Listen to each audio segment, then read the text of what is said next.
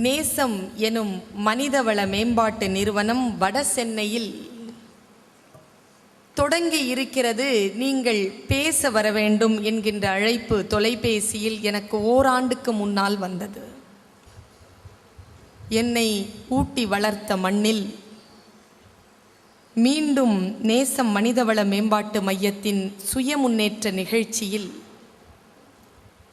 பங்கு பெறுவதில் மட்டற்ற மகிழ்ச்சி அடைகிறேன். நம்மை விட நம் குழந்தைகள் புத்திசாலிகள். நம்மை விட இந்த இளைய சமுதாயம் மிக புத்திசாலித்தனமாக இருக்கிறது. என்ன, அவர்கள் பாணி வேறு, அவர்களுடைய அணுகுமுறை வேறாக இருக்கிறது. அவர்களுடைய அணுகுமுறையின் அடிப்படையில் சில வார்த்தைகளை அவர்கள் பாணியில் சொல்லக்கூடியவர்கள் வாழ்க்கையில் சிறந்த மனிதர்களை வளர்த்தெடுக்கிறார்கள். நமக்கு குழந்தைகள் மொழி புரிகிறதா? எத்தனை பேருக்கு புரிகிறது?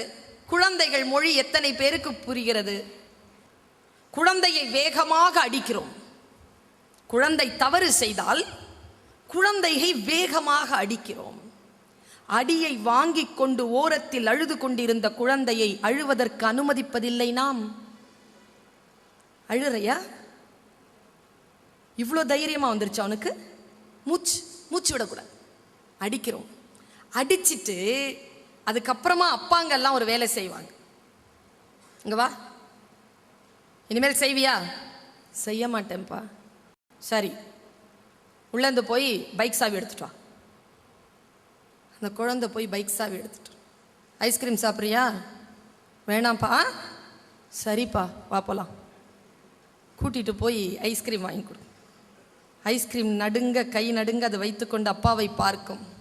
சாப்பிடு, சாப்பிடுகிறேன். என்னைக்கா யோசிச்சு பார்த்துருக்கோமா, நம்மளை யாராவது அடிச்சு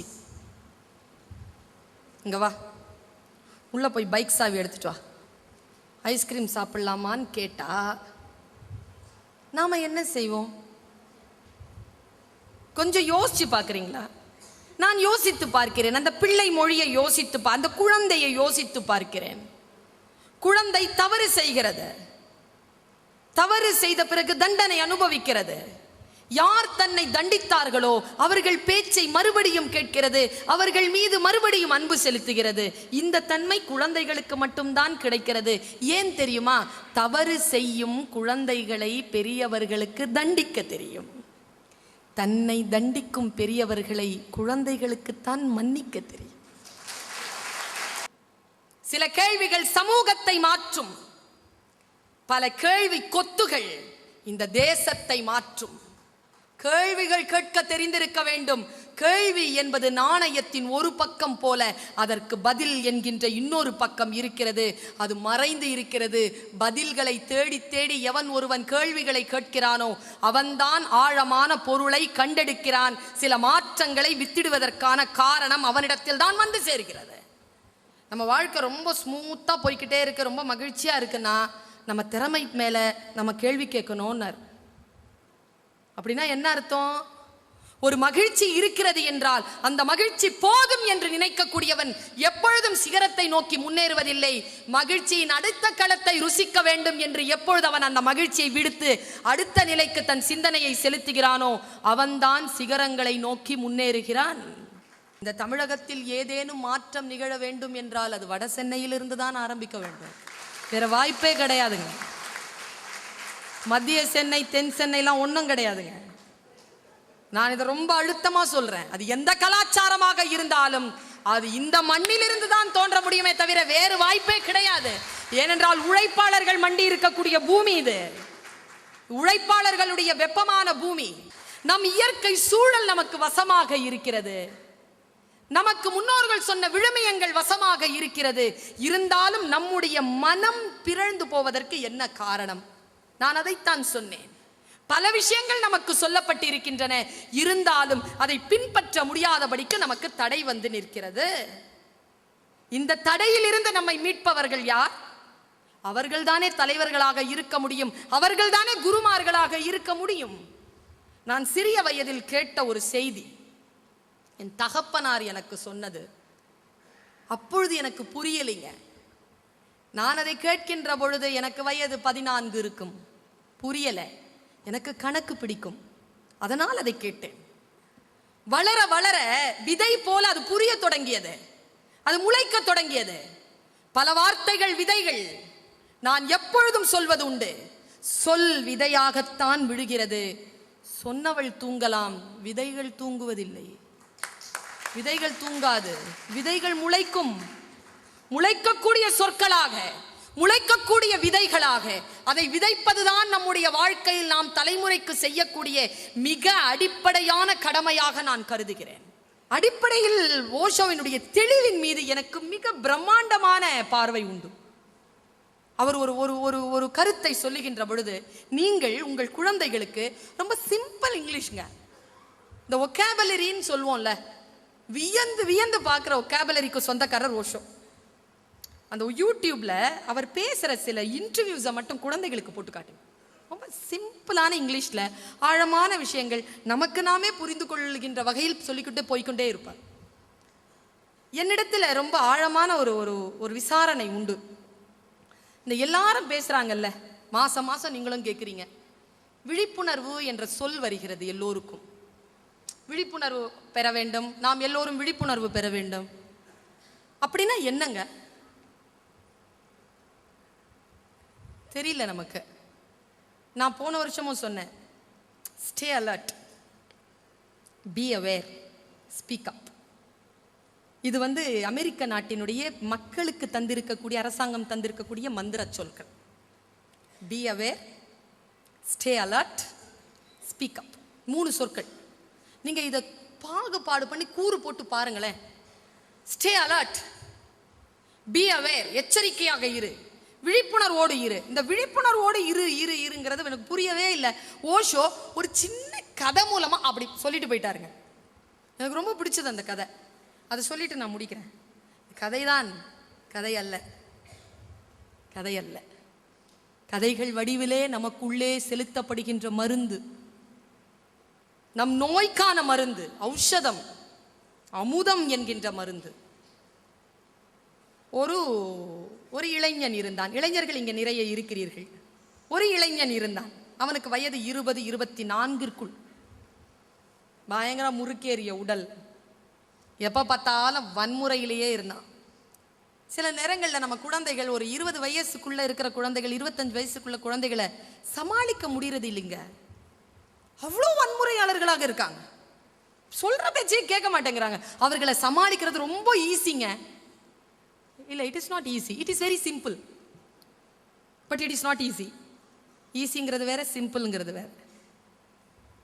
எளிமையானது, சுலபமானதல்ல.